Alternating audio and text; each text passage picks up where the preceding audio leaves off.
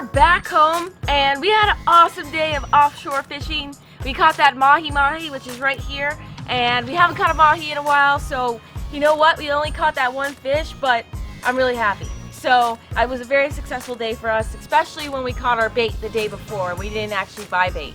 So that was awesome. And pretty awesome that we got this fish to eat too. But we're back home now, so I figured, since I have a fish to fillet, I figured why not show you guys how I fillet fish and maybe give you some tips and tricks along the way. And first thing I want to tell you is when you fillet fish, if you don't do this already, you really should have a 5-gallon bucket of salt water. So I've got my 5-gallon bucket right here. I brought the salt water home from offshore. I got some clean salt water from offshore, and I put some ice in there. So I put ice and just get the water nice and cold, and I'm going to use the salt water to rinse off the fish when I'm done. And believe it or not, if you use fresh water to rinse off your fish, it actually takes away the taste of the fish and it becomes less tastier. So you want to do salt water. And also when it comes to freezing fish, salt water is better, and the fresh water actually kind of like degrades your meat a little bit, and it'll take longer. It won't last in the freezer as long with fresh water washed down versus salt water. So, alright, so I'm going to show you what I do. I'm left-handed, so I'm going to try as best as possible to give you an idea of what I do, but it's going to look weird to you guys because I'm left-handed. So, don't freak out. So, what I'm going to do first, I've got my knives here. I got an assortment of knives that I use, depending on the fish that I am filleting.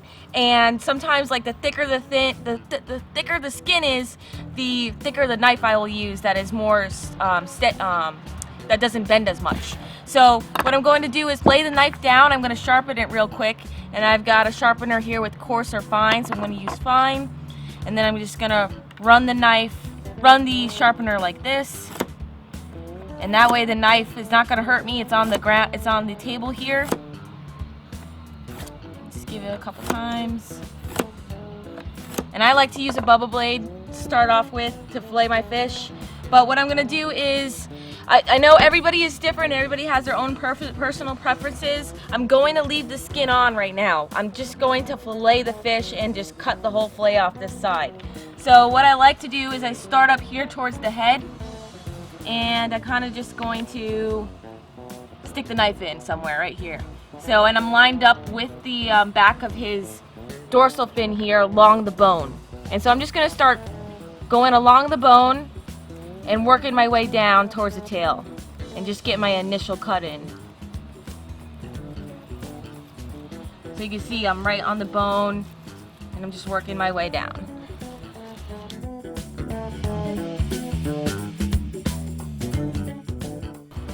Alright, then when I come towards the tail here, towards the end, I kind of just stick my knife all the way through to the other side, and then I'm just going to work it all the way out, like that. So now I've got the end already cut. Now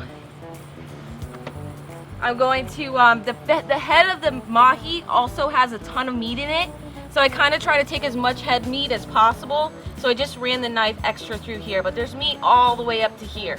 So I like to get that. So I'm going to go ahead, what I'm going to do next is I'm going to outline the fish right here. So I'm going to outline where I'm not right here, but behind the fin here, and then I'm just going to go around and cut here.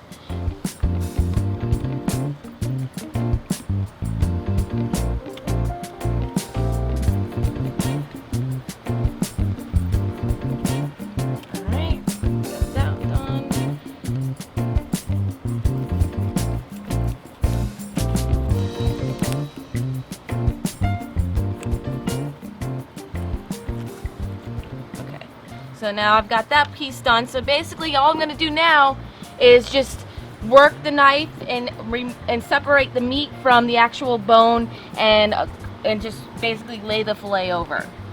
So I'm just going to put my hand here. I'm just going to start working it like this. And if you just lift up on the meat like this, you can see it just comes off so easily. The knife just spreads it right away. And then I'm going to go over the bone here, the middle bone, the spine, sorry.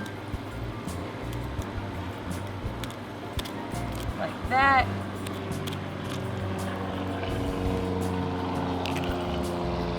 And now after I'm over the spine, I'm just going to kind of lay the knife a little more down into the skin so I can get back to where I was to what I was doing, which is stripping the meat off the fish here.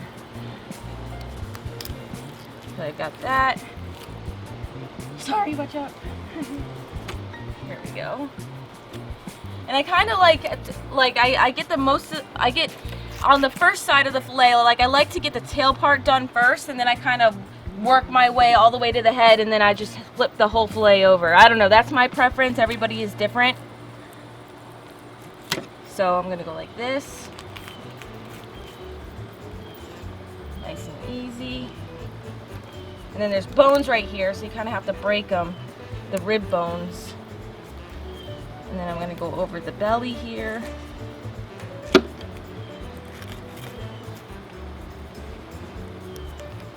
Bones, there we go. Bones. Okay. Almost there. A couple more bones on this side here.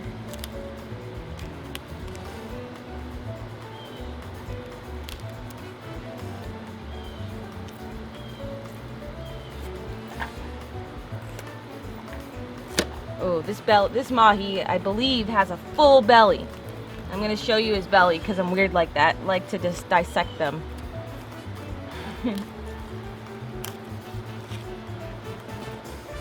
Okay. So that's my fillet right here. And I mean, I've been doing this a while now, so it does take some practice, but I mean, you just work your knife across the body of the fish right here. You go over the spine, and then you kind of work your knife back in so you can get underneath and then get the meat off the rest of the fish. So I've got a nice fillet here, and you can see how much head meat I got off of this fish. If I were to cut it right here, I would have lost all that meat. So actually you get quite a few more pieces of meat if you don't do that already with your fish. And then, I'll do the other side in a minute of the fish, but what I like to do when it comes to skinning the fish, some people like to keep the skin on the fish, so that way you can go ahead and grill it, and then usually the skin peels off after you're done grilling it. And some people actually like to pull the skin off, like they'll just go ahead and start ripping the skin off of the fillet, and it kind of leaves like a crisscross like membrane on the back of the fish. I prefer not to eat that. It gives it a little bit more of a fishier taste. And if you actually just take your knife and just physically remove the skin without that membrane instead of ripping the skin off, it's better. The fish is going to be more tastier, and you're not going to have that weird, what's the word I'm looking for? You're not going to have that weird, like, weird texture in your mouth. You're not going to have that weird texture from that membrane. So I'm just one of those people, I prefer not to eat the membrane. So I'm just going to show you how I do it real quick. Okay, my knife. Okay, so probably the way I do this is going to be wrong to you guys or different than what you're used to, but it works for me, and maybe it'll work for you guys too. So I'm going to start back here at the tail. I'm going to kind of like just push my knife in so I get underneath the meat here and work it. You can see how my knife is shaped, but like kind of like at a 45-degree angle here. And I'm kind of just going to keep my fingers here on the skin, and I'm going to work my knife back and forth like this underneath the meat. And you can see how the meat comes out nice. There's no membranes there. I'm going to remove that bloodline in a minute, but so far so good. And this works for me. I'm not going to put my hand on the meat. I'm just going to constantly keep my hand on the skin. I'm just going to work my way down.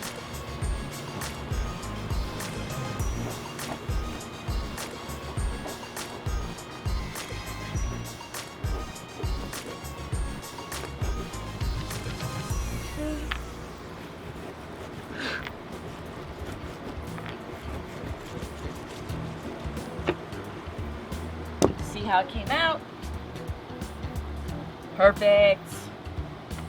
All right, that worked. Sometimes I will miss a couple pieces of skin, in which case I'll go ahead and cut it out, but I did a good job on this one, so it's ready to go. So that's one fillet. Now, what I'm going to do is remove the bloodline real quick because the bloodline does give it a fishier taste. You don't want to eat the bloodline. I mean, you could if you want, but I wouldn't recommend it. So what I do is I like to have the bloodline facing me. So the skin side is facing me where the skin used to be, not the other side, because you can't really see the bloodline and what's going on with it. So I flip it like this, and then I'm just going to take my knife and just outline the edge of the bloodline on both sides. So like this.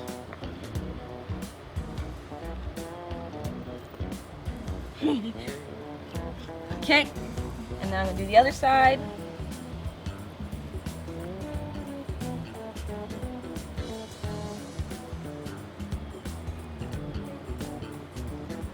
Alright, and this should come right out. So that's a big old chunk of bloodline that we do not need to eat. And then I kind of just inspect the fillet really quick. Sometimes there might be some bones left in there, but there is no bones. I did a pretty good job getting them out. And then I'm just going to cut it. I'm just going to cut it a little bit so that way when it goes into a bag, it's more like you could just go ahead and, you know, cook it. You don't have to cut it any further. So I'm just going to cut it into threes. I think that's a good amount. Now we got good fish tacos. And then instead of rinsing these off with fresh water, use salt water. There is something on the lens. So you want to use salt water, just go ahead and put them in your salt water mix with your ice and kind of just, you know, rub them like this, and then you're just going to stick them right into your freezer bag.